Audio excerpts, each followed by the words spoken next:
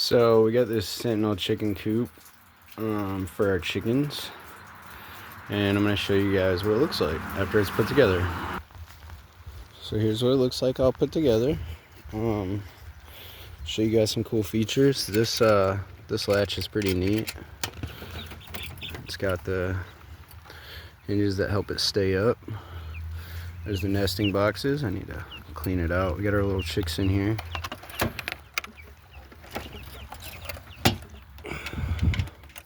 I do like the little rubber over the gap for the hinges. I feel like I'm gonna need to take care of that though.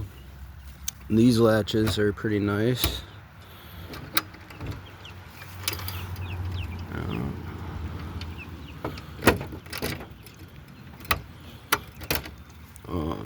You got these vents that you can close.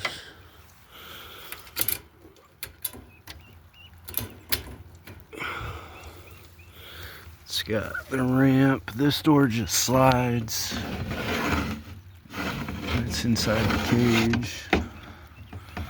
Open it up, see if the little chicks will come out.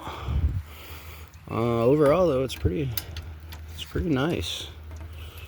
So if you're thinking about it, that's what it looks like. Sentinel Chicken Coop.